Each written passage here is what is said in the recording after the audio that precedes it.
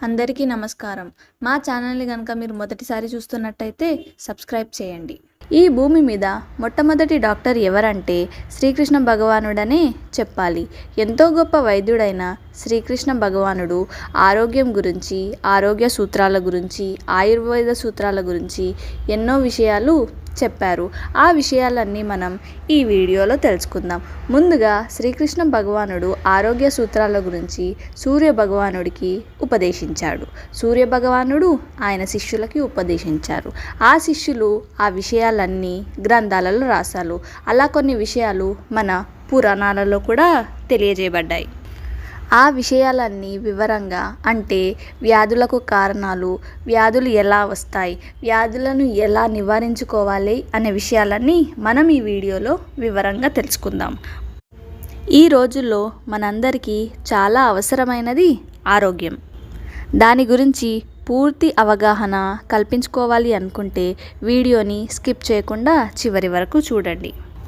ముందుగా వ్యాధి తత్వాన్ని గుర్తించటం, తర్వాత ఆ వ్యాధిని సమూలంగా నాశనం చేయగలగడం తెలిసినవాడే మంచి వైద్యుడని చెప్పబడతాడు. ఆయుర్వేద శాస్త్రాన్ని బాగా తెలుసుకొని సమర్థవంతంగా రోగాన్ని నివారించగలిగిన వైద్యుడు ఆయుర్దాయానికి కర్త కాలేడు. ఇప్పుడు రోగాలు, వాటి కారణాల గురించి తెలుసుకుందాం. అన్ని రకాల రోగాలకి కారణం జ్వరం. ఈ జ్వరం అనేది శివస్వరూపం.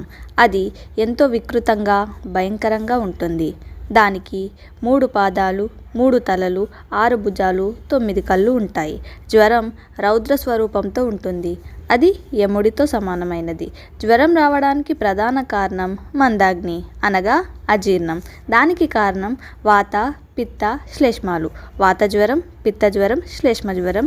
వాత పిత్త కఫాల దోషం వల్ల వచ్చిన జ్వరం 4 విధాలు: అతిసారం, పాండు, కుష్టు, జలోదరం, ప్లీహం, శూల జ్వరం, గ్రహిణి, కాస, హలీమకం, గుల్మం, విషమేహం, కబ్జం, గోదం, మూత్రకృచ్చం, సన్నిపాతం, విగూచి.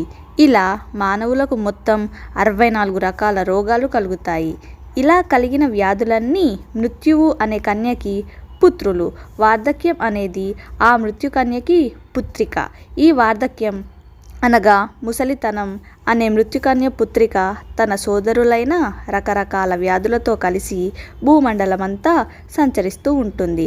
యమనియమాలు పాటించే వారిని, రోగ నివారణ పోయాలని ఆచరించే వారిని చూసి మృత్యుకన్య పుత్రులు, పుత్రికలు దూరంగా పారిపోతారు. అనగా వ్యాధులు, వార్ధక్యం అంటే ముసలితనం అనేవి వారిని చేరవు అని భావం. ఇప్పుడు ముసలితనం నివారణ గురించి తెలుసుకుందాం. కళ్ళని నిత్యం నీళ్ళతో కడుక్కోవడం, నిత్యం శారీరక వ్యాయామం చేయడం, అరికాళ్ళను నూనెతో మర్దించడం, చెవుల్లో తరచుగా నూనె వేసుకోవటం, తలని కుంకుడుకాయతో రుద్ది శుభ్రపరచుకోవడం, వసంత ఋతువులో ప్రతిరోజు కొంత దూరం నడవడం, స్వల్పంగా వేడి నీళ్ళని త్రాగడం, యుక్త వయసులో తనకన్నా చిన్న వయసు స్త్రీతో సంగమించడం చేసిన వారికి వార్ధక్యం అనగా ముసలితనం త్వరగా రాదు. ఇప్పుడు ఏ ఋతువులో ఏం చేస్తే మంచిదో మన ఆరోగ్యానికి, ఆ విషయాలన్నీ తెలుసుకుందాం. గ్రీష్మ ఋతువు అంటే ఎండాకాలంలో నదుల్లో, చెరువుల్లో చల్లని నీళ్లతో స్నానం చేస్తూ, చందనం కలిపిన నీటిని త్రాగుతూ, చల్లగాలిని సేవించేవాడికి ముసలితనం రాదు. వర్ష ఋతువులో వేడి నీళ్ళతో స్నానం చేయాలి. వర్షం నీటిని అస్సలు తాగకూడదు. వేళ తప్పకుండా తక్కువ ఎక్కువలు లేకుండా ఆహారాన్ని భుజించాలి. శరద్ ఋతువులో ప్రతిరోజు ఉదయం పూట చల్లగాలిలో తిరగకూడదు. సరస్సులో స్నానం చేస్తే మంచిది. గోరువెచ్చని నీళ్ళతో స్నానం శ్రేయస్కరం. మితమైన ఆహారాన్నే స్వీకరించాలి. హేమంత ఋతువులో కూడా చెరువు లేక నదిలో స్నానం చేస్తే మంచిది. ఈ ఋతువులో వేడిగా ఉండే కొత్త బియ్యంతో వండిన అన్నాన్ని తినాలి. శిశిర ఋతువులో కూడా కొత్త బియ్యంతో వండిన అన్నాన్ని వేడిగా తినాలి. వేడి నీళ్ళతో స్నానం చేస్తే మంచిది. బాగా ఆకలిగా ఉన్నప్పుడే భోజనం చేయాలి. బాగా దాహం వేసినప్పుడే నీళ్లు తాగాలి. నిత్యం తాంబూలం సేవించాలి. పెరుగు, ముందు రోజు తీసిన పాలని పెరుగు చేసి దాని ద్వారా వచ్చే వెన్నని, అంటే కొత్త వెన్న, కొత్తగా తయారు చేసిన నెయ్యిని, కొత్త బెల్లాన్ని నిత్యం తినాలి. ఈ విధంగా నియమాలు పాటించిన వారికి ముసలితనం దరిచేరదు. ఇప్పుడు ముసలితనం రావడానికి కారణాలు తెలుసుకుందాం.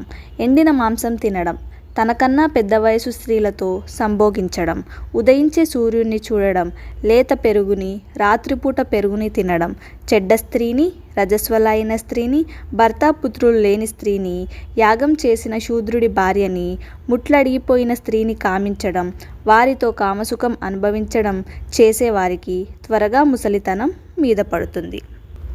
ఇప్పుడు వ్యాధులకి కారణాలు తెలుసుకుందాం. మానవులు చేసే పాపాలకి వారికి వచ్చే వ్యాధులకి చాలా దగ్గర సంబంధం ఉంది. మానవులు చేసే పాపాల వల్లే వారికి ముసలితనం వ్యాధులు కలుగుతున్నాయి. పాపం వల్ల ముందుగా వ్యాధులు కలిగితే ఆ వ్యాధుల వల్ల ముసలితనం వస్తుంది. ఆ పాపం వల్లే దుఃఖం, ఇంకా ఎన్నో రకాల శారీరక మానసిక బాధలు వారికి కలుగుతున్నాయి. అందుకే ఇన్ని బాధలకి వ్యాధులకి కారణమైన పాపాల్ని ఎవ్వరూ అసలు చేయకూడదు. ఇప్పుడు వ్యాధి నివారణ మార్గాలు తెలుసుకుందాం. స్వధర్మాన్ని ఆచరించేవాడికి, దైవ, గురువు, బ్రహ్మశక్తి ఉన్నవాడికి, తపస్సు, ధ్యానం చేసేవాడికి, వ్రతాలు, ఉపవాస దీక్షలు, పూజలు ఆచరించేవాడికి, పుణ్యతీర్థాలు, పుణ్యక్షేత్రాలు దర్శించేవాడికి వ్యాధులు రావు. ఇప్పుడు పైత్య కారణం తెలుసుకుందాం. బాగా ఆకలి వేసినప్పుడు ఆహారం అంటే అన్నం తినాలి. అలా తినక ఆకలిని అణుచుకుంటే శరీరం లోపల ఉన్న మణిపూరక చక్రంలో పైత్యం పుడుతుంది.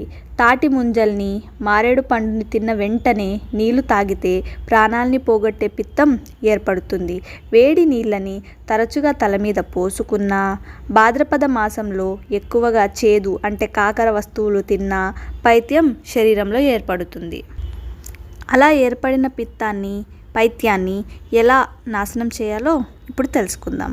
పంచదార కలిపిన ధనియాలు, చల్లని నీళ్ళతో తడిపిన పిండి, శనగలు, ఆవు పాలు, ఆవు నెయ్యి, ఆవు మీగడ, బాగా మగ్గిన తాడిపండు, మారేడు పండు, చెరుకు, పెసరకట్టుతో చేసిన చారు, పంచదార కలిపిన నువ్వుల పిండి, అల్లం. ఈ వస్తువులన్నీ పిత్తాన్ని నశింపజేసి శరీరానికి బలాన్ని చేకూరుస్తాయి.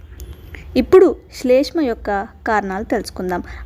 అన్నం తిన్న వెంటనే స్నానం చేసినా, దాహం వేయకుండా నీళ్లు తాగినా, నువ్వుల నూనె, చిక్కటి ఉసిరి పండు రసం, చద్ది అన్నం, ముందు రోజు మజ్జిగ అంటే పుల్లటి మజ్జిగ, పెరుగు, బాగా పండిన అరటిపండు, వర్షం నీళ్ళు, పంచదార కలిపిన నీళ్ళు, కొబ్బరి నీళ్ళు, బాగా పండిన సన్నదోసకాయ, వర్షాకాలంలో నదుల్లో చెరువుల్లో చేసే స్నానం, ఇలాంటి వాటి వల్ల శ్లేష్మం శరీరంలో ప్రకోపిస్తుంది. అది గనుక శరీరంలోకి చేరితే లోపలున్న వీర్యాన్ని పోగొడుతుంది. అది శరీరంలోని బ్రహ్మరంధ్ర స్థానంలో చేరి శరీరం మొత్తాన్ని బాధిస్తుంది. ఈ శ్లేష్మాన్ని ఎలా నివారించుకోవచ్చంటే నీటి ఆవిరిని శరీరానికి పెట్టుకోవడం, ఎండిన పదార్థాలని తినడం, కరక్కాయ, బాగా పండిన వెలగపండు, అరటిపండు, మిరియాలు, ధనియాలు, శొంఠి వేసి తయారు చేసిన కారప్పొడి, అధికంగా ఆహారాన్ని తీసుకోకుండా ఉండడం, అధికంగా నీళ్లు త్రాగకుండా ఉండడం, నెయ్యి కలిపిన రేచన చూర్ణాన్ని తినడం, పంచదార నెయ్యి కలిపి తినడం, మిరియాలు, పిప్పళ్ళు, శొంఠి జీవకం, తేనె ఇలాంటివన్నీ శ్లేష్మాన్ని తొలగిస్తాయి. ఇప్పుడు వాతం యొక్క కారణాలు తెలుసుకుందాం. అన్నం తిన్న వెంటనే నడవడం, పరిగెత్తడం, శరీర శ్రమ కలిగే పనులు చేయడం, ఎండలో తిరగడం, అతిగా మైథునం చేయడం, వృద్ధ స్త్రీలతో సంభోగించడం, మనస్తాపంతో ఆలోచించడం, మొరటుగా ప్రవర్తించడం, సరైన వేళకు ఆహారాన్ని తీసుకోకపోవడం, అందరితో పోట్లాడడం, ఇతరుల్ని బాధ పెట్టడం, అతిగా బాధపడడం లాంటివన్నీ శరీరంలో వాతాన్ని ప్రకోపింపజేస్తాయి. ఈ వాతరోగం శరీరంలోని ఆజ్ఞాచక్రం నుంచి పుడుతుంది. మరి ఈ వాతాన్ని ఎలా హరించొచ్చంటే పండిన అరటి పండ్లు, కొబ్బరి నీళ్ళు, అప్పుడే చిలికి చేసిన మజ్జిగ, గేదె పెరుగు, పంచదారతో తయారు చేసిన ఆహార పదార్థాలు, చల్లటి నీరు, నువ్వుల నూనె, కొబ్బరి, ఖర్జూరం, తాటిపండు, వేడిగా ఉన్న ఉసిరి రసం, గోరువెచ్చని నీళ్ళతో స్నానం చేయడం, మంచి చందన ద్రవాన్ని సేవించడం, తామరాకుల మీద పడుకోవడం ఇవన్నీ వాతాన్ని నశింపజేస్తాయి. ఈ వాత రోగాలు క్లేశజనితాలు అనగా కష్టాల వల్ల వచ్చేవి, సంతాపజనితాలు అనగా బాధపడుతూ ఉండడం వల్ల వచ్చేవి, కామజనితాలు అతిగా కామసుఖాలు పొందడం వల్ల వచ్చేవి అని 3 విధాలుగా ఉంటాయి. ఈ విధంగా ఆరోగ్యానికి సంబంధించిన జాగ్రత్తలు పాటిస్తే వ్యాధులు రాకుండా మనం నివారించుకోవచ్చు. ఎప్పటికీ ఆరోగ్యంగా ఉండొచ్చు.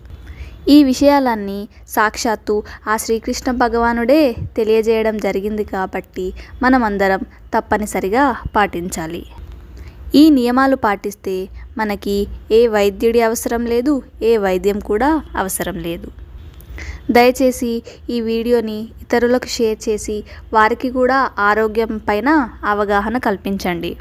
మరియు ఇలాంటి మరెన్నో వీడియోస్ కోసం మా ఛానల్ని సబ్స్క్రైబ్ చేసుకోండి. Thank you.